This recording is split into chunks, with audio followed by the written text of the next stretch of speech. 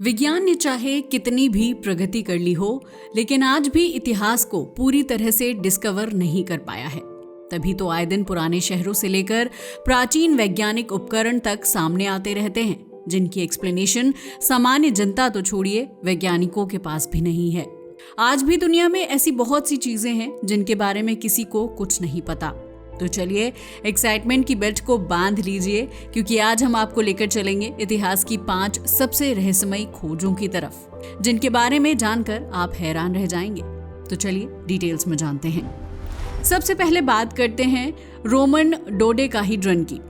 Roman साम्राज्य के बारे में तो आपने कभी न कभी जरूर सुना होगा। ये धरती का सबसे शक्तिशाली साम्राज्य हुआ करता था। आज भी जब खुदाई होती है तो इससे संबंधित बहुत सी चीजें सामने आती रहती हैं, जैसे तलवारें, सिक्के और बर्तन।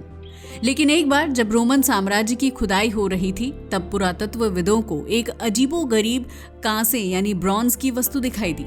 ये ऐसी वस्तु थी जिसे देखकर हर कोई हैरान था। किसी को समझ नहीं आ रहा था कि ये आखिर है क्या और इसका यूज किस लिए किया जाता होगा। ऐसा इसलिए क्योंकि इसका आकार ना तो पूरी तरह गोल था और ना ही चौकोर, बल्कि ये एक 12 सतहों वाला रहस्यमयी ऑब्जेक्ट था, जिसे डोडेकाहीड्रॉन कहा गया। इसकी हर एक सतह पर गोल छेद बने हुए थे और किनारों पर नुकीले उभार थे, जिसकी वजह से हर कोई हैरान रह गया। हालांकि पहली नजर में से देखने पर यह किसी खिलौने की तरह लगता है, मगर इसका रहस्य किसी सिंपल टॉय से कहीं ज्यादा गहरा है। इसका अंदाजा आप इस बात से लगा सकते हैं कि आज तक कोई नहीं जान पाया कि इसका यूज आखिर किस काम में होता था। कुछ एक्सपर्ट्स का मानना है कि रोमन सभ्यता में एक मापन उपकरण यानी मेजरिंग डिवाइस रहा होगा। शायद सैनिक इसका यूज दूरियों का अंदाजा लगाने के लिए करते थे। दूसरी ओर कुछ इतिहासकारों का मानना है कि ये कोई खगोलीय उपकरण यानी एस्ट्रोनॉमिकल इंस्ट्रूमेंट था, जिसके द्वारा रोमन सभ्यता के लोग मौसम या तारों की स्थिति का अध्ययन किया करते थे। मगर सवाल अभी भी वही है, अगर ये इतना महत्वपूर्ण था तो इतने अहम उपकरण का जिक्र किसी भी रोमन ग्रंथ या अभिलेख में क्यों नहीं मिलता। रोमन लोगों को लिपि का पूरा ज्ञान था। उनके बहुत सारे अभिलेख और साहित्य आज भी मिलते हैं, लेकिन किसी भी दस्तावेज में ना तो इस उपकरण को बनाने की विधि लिखी गई है और ना ही इसके उपयोग का कोई उल्लेख मिलता है। ये एक ऐसी वस्तु है जिसे देखकर इंसान सोचने पर मजबूर हो जाता है। इसमें कुछ तो ऐसा है जिसकी वजह से रोमन सभ्यता ने शायद जानबूझकर इसका रहस्य छुपाया। इतिहासकारों का मानना है कि शायद इसका यूज किसी धार्मिक अनुष्ठान में होता होगा, जबकि कुछ लोगों का विचार है कि ये रोमन साम्राज्य के किसी गुप्त समाज यानी सीक्रेट सोसाइटी की वस्तु रही होगी, जिसका ज्ञान केवल सीमित लोगों को था। लेकिन सवाल अभी भी वही है, आखिर रोमन डोडेकाहीड्रॉन केवल एक साधारण खिलौना था या फिर ये कोई प्राचीन वैज्ञानिक यंत्र था जिसका रहस्य आज भी अनसुलझा है। आपका इसके बारे में क्या ख्याल है, हमें जरूर बताइएगा। तब तक हम आपको लेकर चलते हैं अपनी दूसरी रहस्यमयी खोज की ओर। अब चलिए आपको लेकर चलते हैं तुर्की के दक्षिण पूर्वी हिस्से में, जहां पहाड़ियों के बीच एक ऐसी जगह बसी है जो इतिहास को फिर से लिख देने की ताकत रखती है। इसका नाम है गोबैकली तेपे। असल में ये बात है 1994 की, जब एक किसान अपने खेत में हल चला रहा था। अचानक उसकी लोहे की नोक किसी हार्ड चीज से टकराई। जब उसने मिट्टी हटाई तो नीचे से निकला एक विशाल पत्थर का खंभा, जिस पर अजीबोगरीब नक्काशियां बनी थी, जानवरों के चित्र, अर्धचंद्राकार चिन्ह और ऐसे प्रतीक जिन्हें आज तक कोई पढ़ नहीं सका। जब पुरातत्वविदों ने खुदाई शुरू की तो उन्हें ऐसा कुछ मिला जिसने सारी पुरानी थ्योरीज को उलट कर रख दिया, क्योंकि ये जगह करीब 12,000 साल पुरानी थी, यानी मिस्र के पिरामिड्स से भी 7,000 साल पहले की सभ्यता। यहाँ टी आकार के 16 फुट ऊंचे पत्थर किसी धार्मिक स्थल या खगोलीय वेधशाला जैसे लगते हैं। लेकिन सबसे बड़ा सवाल ये है, इतने पुराने समय में जब इंसान शिकार और फल संग्रह की अवस्था में था, तो आखिर इतने विशाल पत्थरों को काटना, तराशना और खड़ा करना किसने सिखाया। वैज्ञानिक मानते हैं कि इस युग के इंसानों के पास ना तो कोई धातु के औजार थे, ना कोई पहिया, ना ही निर्माण तकनीक। फिर भी ये संरचना इतनी परफेक्ट है कि आज की मशीनें भी हैरान हैं। इनफैक्ट कुछ शोधकर्ता तो यहाँ तक कहते हैं कि ये दुनिया का पहला मंदिर था जहाँ लोग देवताओं की पूजा करते थे। लेकिन कुछ दूसरे इसे एलियन संपर्क स्थल बताते हैं, जहाँ आकाश से उतरी सभ्यता ने इंसानों को ज्ञान दिया था। मगर ये है क्या, कोई नहीं जानता। यही वजह है कि आज भी गोबेकली तेपे की सच्चाई रहस्य बनी हुई है। क्या ये मानव सभ्यता की शुरुआत थी या किसी ऐसी खोई हुई दुनिया का आखिरी निशान जो इतिहास की किताबों में दर्ज ही नहीं हो पाया? आप इसके बारे में सोचिए। तब तक हम आपको लेकर चलते हैं डमास्कस स्टील की तरफ, जिसे जाना जाता है अपने amazing age and mysterious power के लिए। मेडिवल पीरियड युद्धों का युग था। दूसरे देशों को जीतने की लालसा में युद्ध लगातार होते रहते थे, मगर उन युद्धों की कहानियों में एक नाम बार बार सुनाई देता है और वो है डमास्कस स्टील। डमास्कस स्टील की तलवारों के बारे में कहा जाता है कि उनकी धार इतनी तेज होती थी कि एक ही वार में रेशम का कपड़ा हवा में काट देती थी। इतनी मजबूत होती थी कि दुश्मन की तलवार को टुकड़ों में बदल देती थी। और सबसे हैरानी की बात, इतनी लड़ाइयों के बाद भी इन तलवारों की धार कभी कुंद नहीं पड़ती थी। डमास्कस स्टील केवल मजबूत नहीं थी बल्कि लचीली यानी फ्लेक्सिबल भी थी। ये झुक सकती थी, मुड़ सकती थी और फिर भी अपनी असली धार नहीं खोती थी। यही वजह थी कि इसे बनाने वाले लोगों को लगभग जादूगर समझा जाता था। लेकिन असली रहस्य ये है कि आखिर वो धातु बनाई कैसे जाती थी, क्योंकि इस धातु को बनाने का असली फॉर्मूला समय के साथ कहीं खो गया। आज इतनी आधुनिक तकनीकें होने के बावजूद वैज्ञानिक और मेटलर्जिस्ट्स डमास्कस स्टील जैसी क्वालिटी का स्टील दोबारा नहीं बना पाए हैं। इसका स्ट्रक्चर तो अब समझ लिया गया है, लेकिन इसे बनाने की the exact technique, temperature and method of mixing हमेशा के लिए इतिहास की गहराइयों में दफन हो चुकी है। इतिहासकारों का मानना है कि डमास्कस स्टील की शुरुआत भारत और मध्य पूर्व यानी मिडिल ईस्ट से हुई थी, जहां इसे वुड्स स्टील के नाम से जाना जाता था। बाद में यही तकनीक व्यापार के जरिए पूरी दुनिया में फैल गई। इसी वजह से डमास्कस स्टील केवल एक धातु नहीं बल्कि खोई हुई सभ्यता की अनमोल धरोहर मानी जाती है। लोग आज भी ये रहस्य समझने की कोशिश करते हैं कि आखिर वो तकनीक क्या थी जिसने इसे इतना अनोखा बनाया, मगर अफसोस अब तक ऐसा नहीं हो पाया है। माया कैलेंडर। समय की सटीकता का चमत्कार माया सभ्यता के बारे में तो आपने जरूर सुना होगा। वही सभ्यता जिसका रहस्य आज तक पूरी तरह से उजागर नहीं हो पाया है।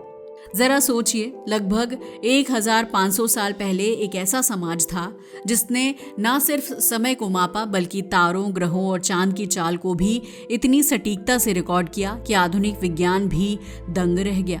ये कोई साधारण कैलेंडर नहीं था, बल्कि पत्थर और खगोलीय गणनाओं यानी एस्ट्रोनॉमिकल कैलकुलेशन से बनाया गया एक अद्भुत यंत्र था। माया कैलेंडर केवल दिन, महीने या साल नहीं बताता था, बल्कि ये आने वाले सदियों तक की खगोलीय घटनाओं की भविष्यवाणी भी कर सकता था। माया लोग इतने कुशल खगोलज्ञ यानी एस्ट्रोनॉमर्स थे कि उन्होंने समय को केवल रोजमर्रा के जीवन के लिए ही नहीं मापा था। उनके कैलेंडर में ग्रहों की स्थिति, सूर्य चंद्र ग्रहण और प्राकृतिक चक्रों के बीच अद्भुत संबंध स्थापित किया गया था। कहा जाता है कि माया कैलेंडर की गणनाएं इतनी सटीक थीं कि आधुनिक कंप्यूटर आधारित खगोलीय मॉडल भी उनसे मेल खाते हैं। ये सभ्यता समय, खगोल और गणित तीनों के संगम का प्रतीक थी। माया कैलेंडर समय और विज्ञान का संगम। इनके कैलेंडर में केवल खगोलीय घटनाएं ही नहीं बल्कि घरों की स्थिति और प्राकृतिक चक्रों का भी अद्भुत संबंध हुआ करता था। आप जानकर हैरान रह जाएंगे कि जिस तरह आज हम कैलेंडर का यूज करते हैं, उस समय ये उससे भी कहीं ज्यादा महत्वपूर्ण भूमिका निभाता था। इस कैलेंडर के आधार पर कृषि, त्योहार, धार्मिक अनुष्ठान और यहाँ तक कि सामाजिक योजनाएं तक तय की जाती थी। सबसे ज्यादा हैरानी की बात यह है कि इस कैलेंडर की सटीकता यानी एक्यूरेसी आज के डिजिटल और परमाणु घड़ियों यानी एटॉमिक क्लॉक्स के स्तर के बेहद करीब थी। हालांकि इसमें एक फर्क जरूर था। दरअसल माया लोग इन सब वैज्ञानिक घटनाओं और पर्यवेक्षणों यानी ऑब्जर्वेशंस को बिना किसी आधुनिक उपकरण के केवल खगोल अध्ययन और गणना से समझ लेते थे, जबकि आज हम आधुनिक यंत्रों पर डिपेंडेंट हैं। यही वजह है कि आज के वैज्ञानिक भी माया कैलेंडर के परिणामों यानी रिजल्ट्स को पूरी तरह समझ नहीं पाए हैं।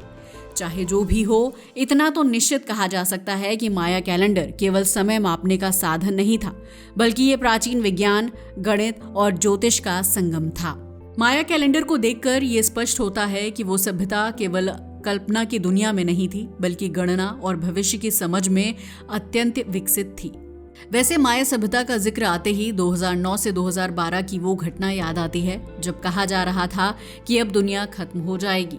वैसे वो सब भी माया सभ्यता के कैलेंडर के आधार पर ही कहा जा रहा था, लेकिन हो सकता है हम उनकी असली समझ और असली अर्थ को नहीं समझ पाए थे, इसलिए हमने ये गलत अंदाजा लगा लिया था।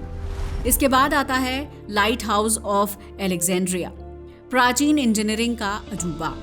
अब बढ़ते हैं आगे और बात करते हैं लाइट हाउस ऑफ एलेक्जेंड्रिया की। अगर सिकंदर महान के समय के इस लाइट हाउस की बात की जाए तो ये प्राचीन इंजीनियरिंग का एक ऐसा एग्जाम्पल है जिसके बारे में सोच पाना भी कठिन है। समुद्र के किनारे पर बना ये विशाल कंस्ट्रक्शन वर्क ऐसा था जिसे देखकर हर नाविक की आंखें चमक उठती थी। ये न केवल दुनिया के 7 अजूबों में से एक था, बल्कि प्राचीन वास्तुकला का ऐसा चमत्कार भी था जो मीलों दूर से जहाजों को दिशा दिखाया करता था। लेकिन इसका मकसद केवल मार्गदर्शन यानी नेविगेशन ही नहीं था। इतिहासकारों का मानना है कि इस लाइट हाउस में ऐसी प्राचीन तकनीक का इस्तेमाल हुआ था जो आज उपलब्ध नहीं है। कुछ लोग ये तक मानते हैं कि इसमें प्राचीन लेजर या परावर्तन प्रणाली यानी mirror based light reflection system का उपयोग होता था, जिससे ये लाइट हाउस आने वाले जहाजों को न केवल दिशा बताता था बल्कि उन्हें चट्टानों और तूफानों के खतरे से भी आगाह करता था। मगर सवाल ये है कि आखिर उस दौर में बिना किसी आधुनिक तकनीक के ये सब संभव कैसे था? ये बात आज भी वैज्ञानिकों के लिए एक रहस्य बनी हुई है।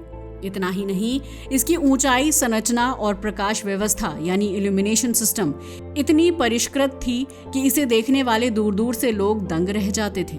ये केवल एक इमारत नहीं बल्कि प्राचीन इंजीनियरिंग और विज्ञान का प्रतीक था। लेकिन सवाल उठता है, अगर लाइट हाउस इतना अद्भुत और उपयोगी था तो फिर इतिहास में इसके बारे में ज्यादा जानकारी क्यों नहीं मिलती? कहीं ऐसा तो नहीं कि इसके निर्माण में कोई गुप्त वैज्ञानिक विधि यानी सीक्रेट साइंटिफिक मेथड का प्रयोग हुआ था जिसे जानबूझकर छुपाया गया? या फिर ऐसा भी हो सकता है कि वो विधि समय के साथ हमेशा के लिए खो गई हो। चाहे जो भी हो, एलेक्जेंड्रिया का लाइट हाउस केवल एक मार्गदर्शक टावर नहीं था, बल्कि ये प्राचीन विज्ञान और मानवीय बुद्धिमत्ता की एक जीवित कहानी था जिसने अपने समय में हर नाविक और नागरिक को आश्चर्यचकित कर दिया था। होरियोजी टेम्पल वुड, लकड़ी जो सदियों से अमर है। अब बढ़ते हैं आगे और बात करते हैं होरियोजी टेम्पल वुड की। अगर होरियोजी मंदिर की बात की जाए तो ये जापान के सबसे सिविलाइज्ड क्षेत्र नारा प्रांत में है। लेकिन ये केवल एक मंदिर नहीं बल्कि 1300 पुराना चमत्कारिक वास्तु नमूना यानी आर्किटेक्चरल मार्वल है। जानते हैं क्यों? क्योंकि इस मंदिर का निर्माण पत्थर या ईंटों से नहीं बल्कि लकड़ी से किया गया है। जी हाँ, ऐसी लकड़ी से जो 1300 साल बीत जाने के बावजूद ना तो जर्जर हुई, ना टूटी और ना ही सड़ी। आज भी ये मंदिर ऐसे खड़ा है जैसे इसे कल ही बनाया गया हो। जबकि लकड़ी के बारे में तो आप जानते हैं, सामान्य लकड़ी को चाहे जितनी मजबूती से क्यों न तैयार किया जाए, वो मौसम, कीड़ों और समय के प्रभाव से नहीं बच पाती। यही वजह है कि इतिहासकार और वैज्ञानिक आज तक हैरान हैं कि आखिर ये लकड़ी सड़ी क्यों नहीं। उन्होंने मंदिर की लकड़ी का कई बार गहन अध्ययन किया है, लेकिन आज तक कोई निश्चित उत्तर नहीं मिल पाया है। सवाल अब भी वही है, क्या ये केवल लकड़ी की प्राकृतिक गुणवत्ता थी या फिर इसके पीछे कोई प्राचीन जापानी तकनीक छिपी हुई थी जिसे आज की आधुनिक इंजीनियरिंग भी दोहरा नहीं पा रही है? एक्सपर्ट्स का मानना है कि शायद होरियोजी मंदिर में लकड़ी को चुनने, सूखने और जोड़ने की तकनीक इतनी परिष्कृत थी कि ये प्राकृतिक बदलावों, भूकंपों और मौसम की कठोर परिस्थितियों का भी सामना कर सकती थी। मंदिर की संरचना भी उतनी ही अद्भुत है। इसके खंभों और बीमों के बीच एक अद्भुत संतुलन बनाया गया है। इसी कारण ये मंदिर 13 सदियों से अब तक सुरक्षित खड़ा है। मगर सवाल अभी भी वही है, आखिर जापान में उस दौर में इतनी उन्नत तकनीक आई कैसे? क्या ये केवल अनुभव और परंपरा का नतीजा था या फिर इसके पीछे कोई गुप्त विज्ञान और इंजीनियरिंग का ज्ञान था जिसे समय ने निगल लिया? यकीन मानिए, होरियोजी टेम्पल की लकड़ी केवल एक प्राचीन वास्तुकला नहीं बल्कि समय की परीक्षा में खड़ा एक जीवित चमत्कार है। ये वो चमत्कार है जो इतिहास, विज्ञान और मानव कौशल तीनों की सीमाओं को चुनौती देता है। वैसे आपको इनमें से कौन सी खोज सबसे ज्यादा हैरान करने वाली लगी, हमें कमेंट करके जरूर बताइएगा।